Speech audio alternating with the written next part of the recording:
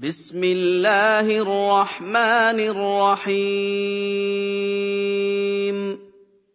حميم عين سين قاف كذلك يوحي إليك وإلى الذين من قبلك الله العزيز الحكيم له ما في السماوات وما في الأرض وهو العلي العظيم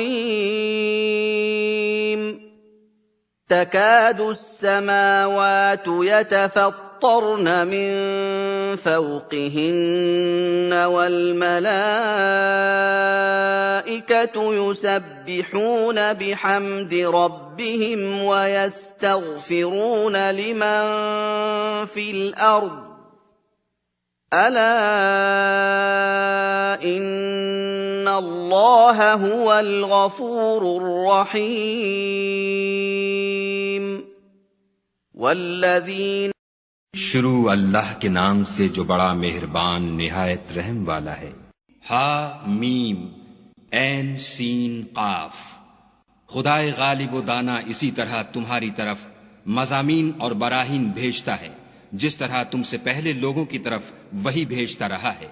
जो कुछ आसमानों में और जो कुछ जमीन में है सब उसी का है और वो आली रुतबा और गिरामी कद्र है। करीब है कि आसमान ऊपर से फट पड़ें और फरिश्ते अपने परवरदिगार की तारीफ के साथ उसकी तस्बीह करते रहते और जो लोग जमीन में हैं उनके लिए माफी मांगते रहते हैं। सुन रखो कि खुदा बख्शने वाला मेहरबान है। वल्लज़ीन इत्तख़ज़ू मिन दूनिही औलिया अल्लाहु हफ़ीज़ुन अलैहिम वमा अंत अलैहिम बिवकील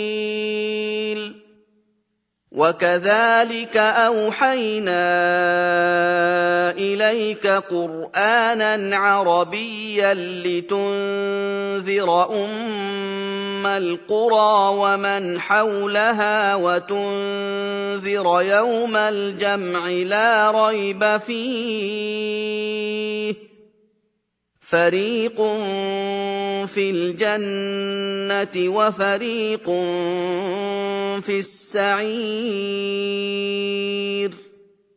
वलौ शाअ अल्लाहु लजअलहुम उम्मतन वाहिदतन वलाकिन युदखिलु मन यशाअ फ़ी रहमतिहि वज़्ज़ालिमून मा लहुम मिन वलिय्य वला नसीर अम इत्तख़ज़ू मिन दूनिही औलियाअ फ़अल्लाहु हुवल वलिय्य وهو يحيي الموتى وهو على كل شيء قدير। और जिन लोगों ने उसके सिवा कारसाज बना रखे हैं वो खुदा को याद हैं और तुम उन पर दारोगा नहीं हो।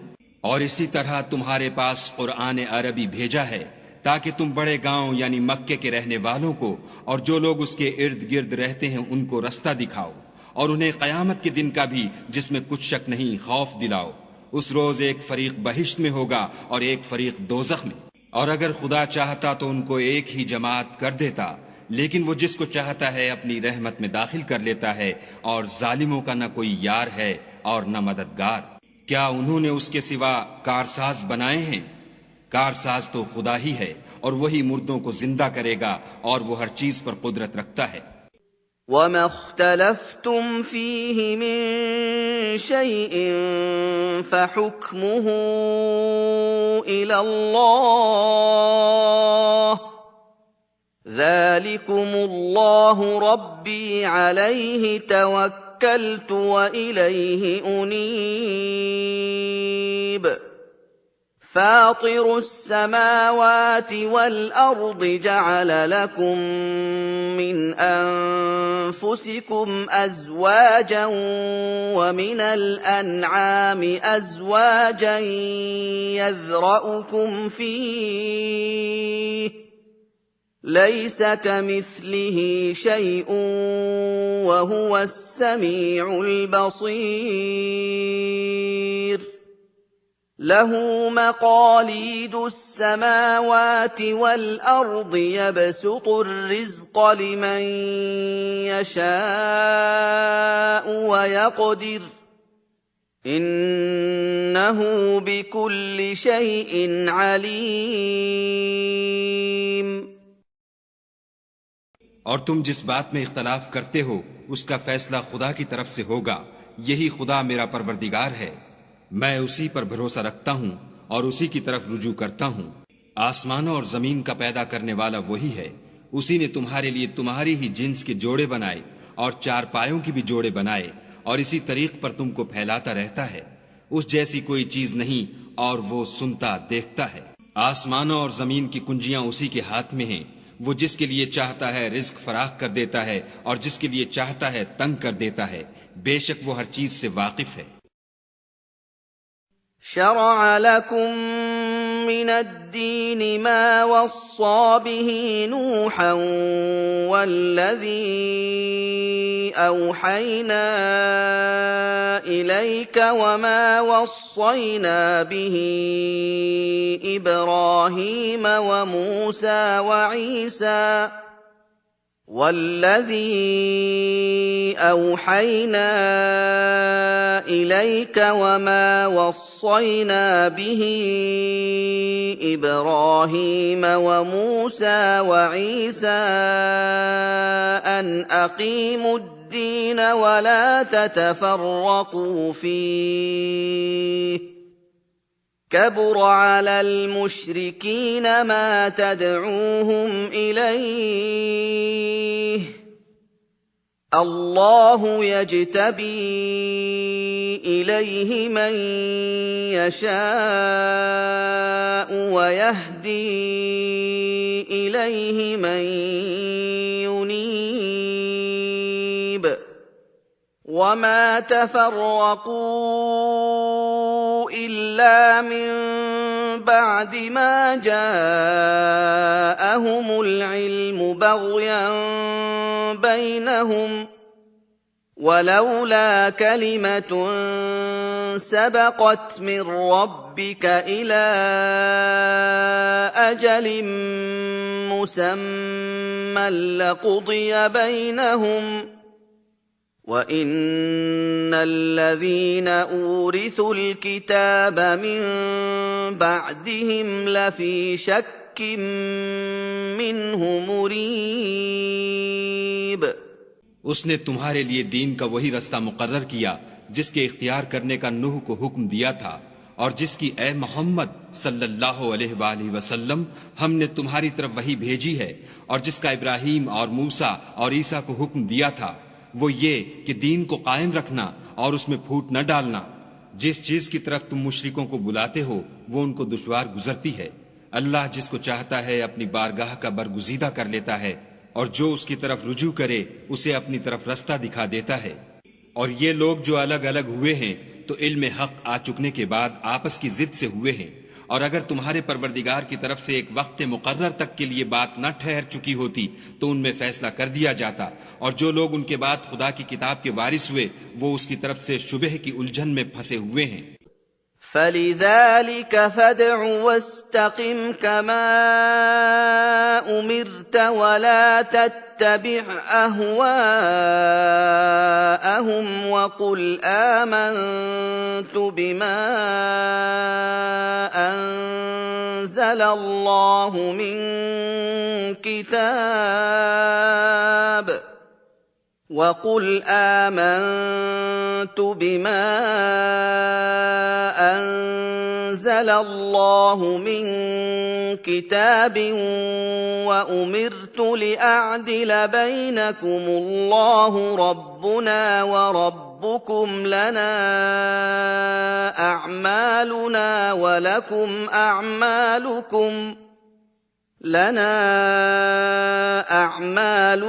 وَلَكُمْ أَعْمَالُكُمْ لَا حُجَّةَ بَيْنَنَا وَبَيْنَكُمُ اللَّهُ يَجْمَعُ بَيْنَنَا وَإِلَيْهِ الْمَصِيرُ وَالَّذِينَ يُحَاجُّونَ فِي اللَّهِ مِن بَعْدِ مَا اسْتُجِيبَ لَهُ حُجَّتُهُمْ دَاحِضَةٌ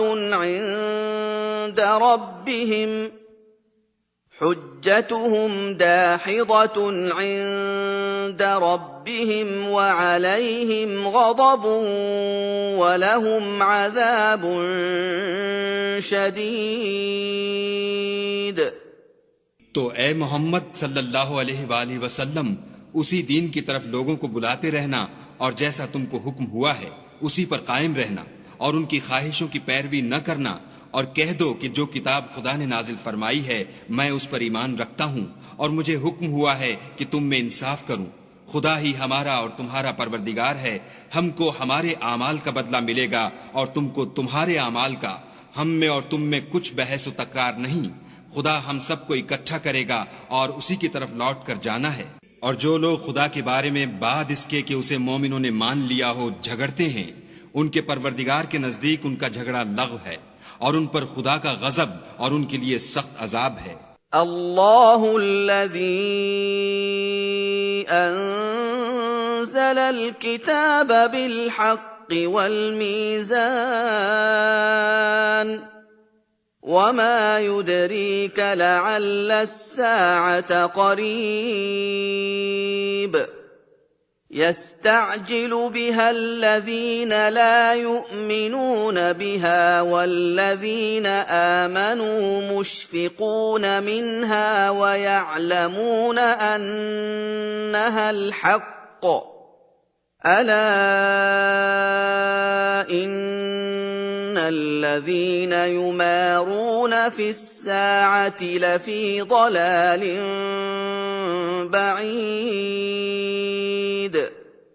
الله لطيف بعباده يرزق من يشاء وهو القوي العزيز من كان يريد حرث الآخرة نزد له في حرثه ومن كان يريد حرث الدنيا نؤته منها وما له في الآخرة من نصيب. खुदा ही तो है जिसने सच्चाई के साथ किताब नाजिल की और अदल इंसाफ की तराजू, और तुमको क्या मालूम शायद कयामत करीब ही आ पहुंची हो। जो लोग इस पर ईमान नहीं रखते वो इसके लिए जल्दी कर रहे हैं, और जो मोमिन हैं वो इससे डरते हैं और जानते हैं कि वो बरहक है। देखो जो लोग कयामत में झगड़ते हैं वो परले दर्जे की गुमराही में हैं। खुदा अपने बंदों पर मेहरबान है, वो जिसको चाहता है रिज्क देता है और वो जोर वाला और जबरदस्त है। जो शख्स आखिरत की खेती का तालिब हो उसके लिए हम उसकी खेती में अफजाइश करेंगे, और जो दुनिया की खेती का खासगार हो उसको हम उसमें से देंगे और उसका आखिरत में कुछ हिस्सा न होगा। अम लहुम शुरकाउ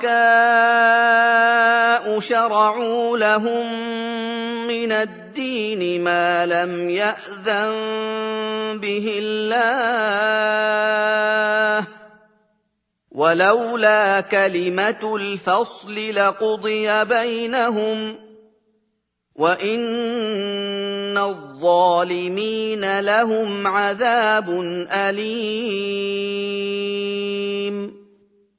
تَرَى الظَّالِمِينَ مُشْفِقِينَ مِمَّا كَسَبُوا وَهُوَ وَاقِعٌ بِهِمْ وَالَّذِينَ آمَنُوا وَعَمِلُوا الصَّالِحَاتِ فِي رَوْضَاتِ الْجَنَّاتِ لَهُم مَّا يَشَاءُونَ عِندَ رَبِّهِمْ ۚ ذَٰلِكَ هُوَ الْفَضْلُ الْكَبِيرُ। क्या उनके वो शरीक हैं जिन्होंने उनके लिए ऐसा दीन मुकर्रर किया है जिसका खुदा ने हुक्म नहीं दिया, और अगर फैसले के दिन का वादा न होता तो उनमें फैसला कर दिया जाता, और जो जालिम हैं उनके लिए दर्द देने वाला अजाब है। तुम देखोगे कि जालिम अपने आमाल के वबाल से डर रहे होंगे और वो उन पर पड़ कर रहेगा, और जो लोग ईमान लाए और नेक अमल करते रहे वो बहिश्त के बागों में होंगे। वो जो कुछ चाहेंगे उनके परवरदिगार के पास मौजूद होगा। यही बड़ा फजल है।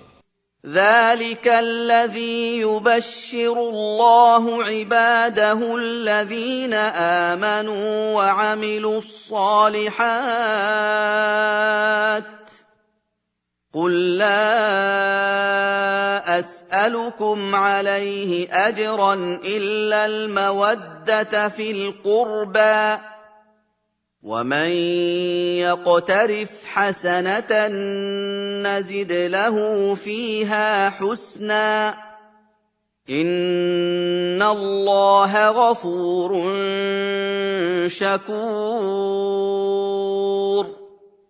أَمْ يَقُولُونَ افْتَرَىٰ عَلَى اللَّهِ كَذِبًا فَإِن يَشَإِ اللَّهُ يَخْتِمْ عَلَىٰ قَلْبِكَ وَيَمْحُو اللَّهُ الْبَاطِلَ وَيُحِقُّ الْحَقَّ بِكَلِمَاتِهِ ۚ إِنَّهُ عَلِيمٌ بِذَاتِ الصُّدُورِ.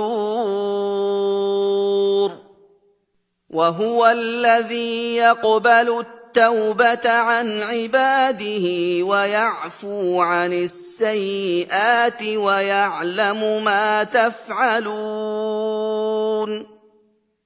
यही वो इनाम है जिसकी खुदा अपने बंदों को जो ईमान लाते और अमल नेक करते हैं बशारत देता है। कह दो कि मैं इसका तुमसे सिला नहीं मांगता, मगर तुमको कराबत की मोहब्बत तो चाहिए, और जो कोई नेकी करेगा हम उसके लिए उसमें सवाब बढ़ाएंगे।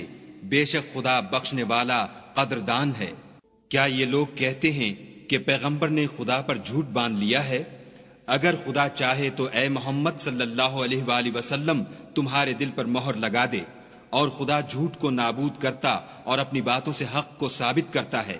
बेशक वो सीने तक की बातों से वाकिफ है, और वही तो है जो अपने बंदों की तौबा कबूल करता और उनके कसूर माफ फरमाता है, और जो तुम करते हो सब जानता है। وَيَسْتَجِيبُ الَّذِينَ آمَنُوا وَعَمِلُوا الصَّالِحَاتِ وَيَزِيدُهُم مِّن فَضْلِهِ ۚ وَالْكَافِرُونَ لَهُمْ عَذَابٌ شَدِيدٌ.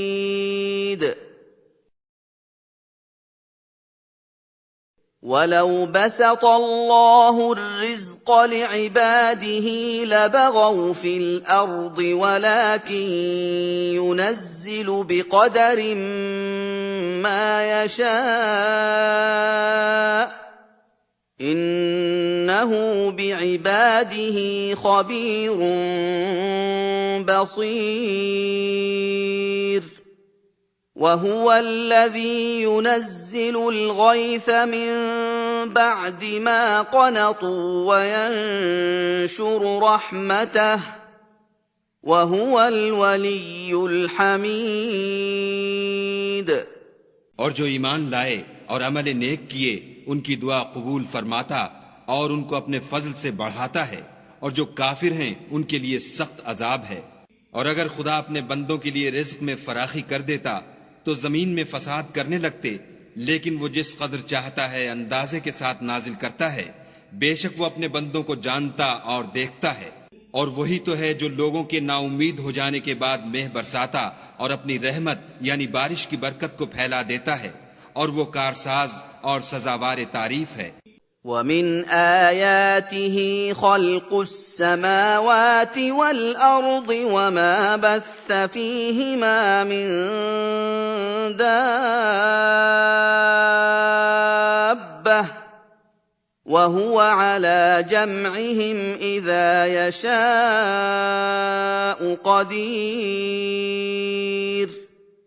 وما أصابكم من مصيبة فبما كسبت أيديكم ويعفو عن كثير وما أنتم بمعجزين في الأرض وما لكم من دون الله من ولي ولا نصير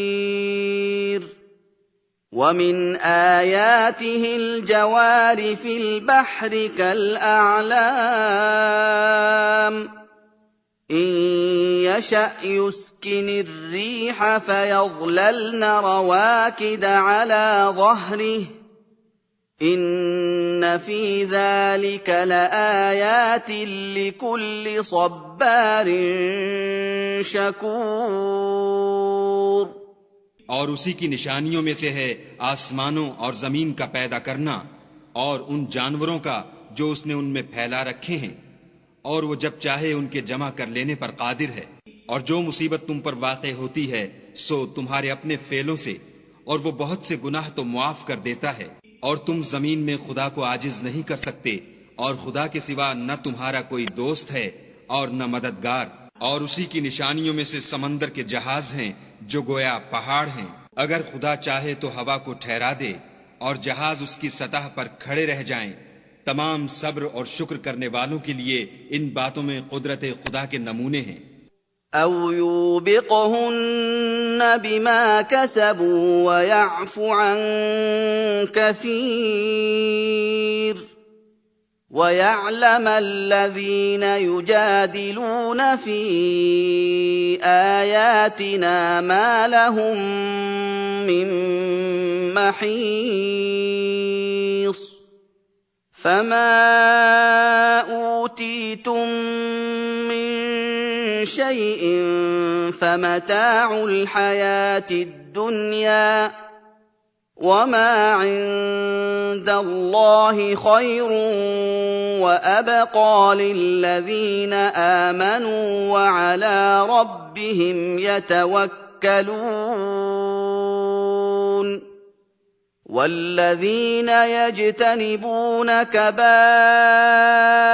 الإثم والفواحش وإذا ما غضبوا هم يغفرون والذين استجابوا لربهم وأقاموا الصلاة وأمرهم شورى بينهم ومما رزقناهم ينفقون या उनके अमाल के सबब उनको तबाह कर दे और बहुत से कसूर मुआफ कर दे और इंतकाम इसलिए लिया जाए कि जो लोग हमारी आयतों में झगड़ते हैं वो जान लें कि उनके लिए खलासी नहीं। लोगों, जो मालो मता तुमको दिया गया है वो दुनिया की जिंदगी का नापायदार फायदा है और जो कुछ खुदा के यहाँ है वो बेहतर और कायम रहने वाला है, यानी उन लोगों के लिए जो ईमान लाए और अपने परवरदिगार पर भरोसा रखते हैं और जो बड़े बड़े गुनाहों और बेहयाई के कामों से परहेज करते हैं और जब गुस्सा आता है तो मुआफ कर देते हैं और जो अपने परवरदिगार का फरमान कबूल करते हैं और नमाज पढ़ते हैं और अपने काम आपस के मशवरे से करते हैं और जो माल हमने उनको अता फरमाया है उसमें से खर्च करते हैं। والذين إذا أصابهم البغي هم ينتصرون وجزاء سيئة سيئة مثلها فمن عفا وأصلح فأجره على الله إنه لا يحب الظالمين ولمن انتصر بعد ظلمه فأولئك ما عليهم من سبيل إنما إنما السبيل على الذين يظلمون الناس ويبغون في الأرض بغير الحق أولئك لهم عذاب أليم ولمن صبر وغفر إن ذلك لمن عزم الأمور और बुराई का बदला तो उसी तरह की बुराई है, मगर जो दरगुजर करे और मामले को दुरुस्त कर दे तो उसका बदला खुदा के जिम्मे है। इसमें शक नहीं कि वो जुल्म करने वालों को पसंद नहीं करता, और जिस पर जुल्म हुआ हो अगर वो उसके बाद इंतकाम ले तो ऐसे लोगों पर कुछ इल्जाम नहीं। इल्जाम तो उन लोगों पर है जो लोगों पर जुल्म करते हैं और मुल्क में नाहक फसाद फैलाते हैं। यही लोग हैं जिनको तकलीफ देने वाला अजाब होगा। और जो सब्र करे और कसूर मुआफ कर दे तो ये हिम्मत के काम हैं। ومن يضلل الله فما له من ولي من بعده وترى الظالمين لما رأوا العذاب يقولون هل إلى مرد من سبيل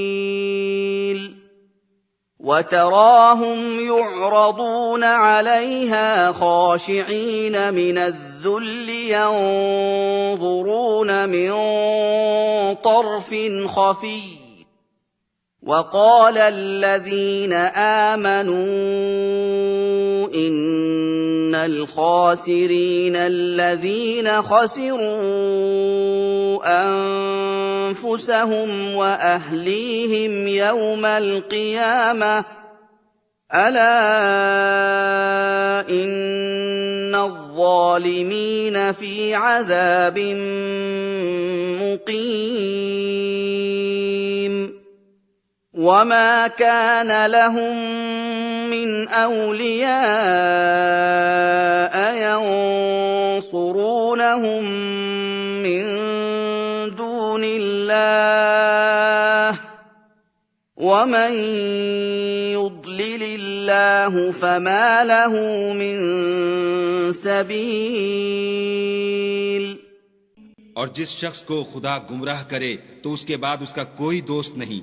और तुम जालिमों को देखोगे कि जब वो दोज़ख का अजाब देखेंगे तो कहेंगे क्या दुनिया में वापस जाने की कोई सबील है। और तुम उनको देखोगे कि दोज़ख के सामने लाए जाएंगे, जिल्लत से आजिज़ी करते हुए छुपी और नीची निगाह से देख रहे होंगे।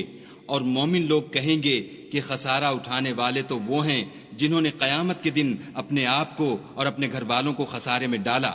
देखो कि बेइंसाफ लोग हमेशा के दुख में पड़े रहेंगे और खुदा के सिवा उनके कोई दोस्त न होंगे कि खुदा के सिवा उनको मदद दे सकें। और जिसको खुदा गुमराह करे उसके लिए हिदायत का कोई रास्ता नहीं। इस्तजीबू लिरब्बिकुम मिन क़ब्ल अन यअतिय यौमुन ला मरद्द लहू मिन अल्लाह मा लकुम मिन ملجأ يومئذ وما لكم من نكير فإن أعرضوا فما أرسلناك عليهم حفيظا إن عليك إلا البلاغ وإنا إذا أذقنا الإنسان منا رحمة فرح بها وإن تصبهم سيئة بما قدمت أيديهم فإن الإنسان كفور उनसे कह दो कि कब्ल इसके कि वो दिन जो टलेगा नहीं खुदा की तरफ से आ मौजूद हो, अपने परवरदिगार का हुक्म कबूल करो। उस दिन तुम्हारे लिए न कोई जाए पनाह होगी और न तुमसे गुनाहों का इनकार ही बन पड़ेगा। फिर अगर ये मुंह फेर लें तो हमने तुमको उन पर निगहबान बनाकर नहीं भेजा। तुम्हारा काम तो सिर्फ अहकाम का पहुंचा देना है और जब हम इंसान को अपनी रहमत का मजा चखाते हैं तो उससे खुश हो जाता है, और अगर उनको उन्हीं के आमाल के सबब कोई सख्ती पहुंचती है तो सब एहसानों को भूल जाता है। बेशक इंसान बड़ा नाशुक्रा है। लिल्लाहि मुल्कु स्समावाति वल अर्दि यख्लुकु मा यशा यहबु लिमन यशाउ इनाथन व यहबु लिमन यशाउ الذكور أو يزوجهم ذكرانا وإناثا ويجعل من يشاء عقيما إنه عليم قدير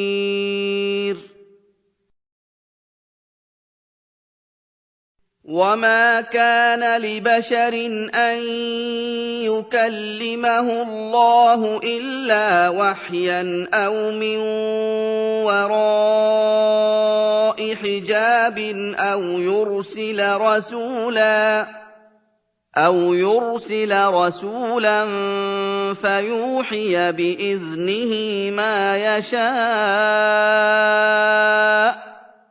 إنه علي حكيم। तमाम बादशाहत खुदा ही की है, आसमानों की भी और जमीन की भी। वो जो चाहता है पैदा करता है, जिसे चाहता है बेटियां अता करता है और जिसे चाहता है बेटे बख्शता है, या उनको बेटे और बेटियां दोनों इनायत फरमाता है, और जिसको चाहता है बे औलाद रखता है। वो तो जानने वाला और कुदरत वाला है। और किसी आदमी के लिए मुमकिन नहीं कि खुदा उससे बात करे मगर इल्हाम के जरिए से या पर्दे के पीछे से, या कोई फरिश्ता भेज दे तो वो खुदा के हुक्म से जो खुदा चाहे इल्का करे। बेशक वो आली रुतबा और हिकमत वाला है। وَكَذَلِكَ أَوْحَيْنَا إِلَيْكَ رُوحًا مِّنْ أَمْرِنَا مَا كُنتَ تَدْرِي مَا الْكِتَابُ وَلَا الْإِيمَانُ وَلَٰكِن جَعَلْنَاهُ نُورًا نَّهْدِي بِهِ مَن نَّشَاءُ مِنْ عِبَادِنَا وَإِنَّكَ لَتَهْدِي إِلَىٰ صِرَاطٍ مُّسْتَقِيمٍ صِرَاطِ اللَّهِ الَّذِي لَهُ مَا فِي السَّمَاوَاتِ وَمَا فِي الْأَرْضِ أَلَا إِلَى اللَّهِ تَصِيرُ الْأُمُورُ। और इसी तरह हमने अपने हुक्म से तुम्हारी तरफ रूहुल कुद्स के जरिए से कुरान भेजा है। तुम ना तो किताब को जानते थे और ना ईमान को, लेकिन हमने इसको नूर बनाया है कि इससे हम अपने बंदों में से जिसको चाहते हैं हिदायत करते हैं। और बेशक ए मोहम्मद सल्लल्लाहु अलैहि वसल्लम तुम सीधा रास्ता दिखाते हो, यानी खुदा का रास्ता जो आसमानों और जमीन की सब चीजों का मालिक है। देखो सब काम खुदा की तरफ रुजू होंगे और वही उनमें फैसला करेगा।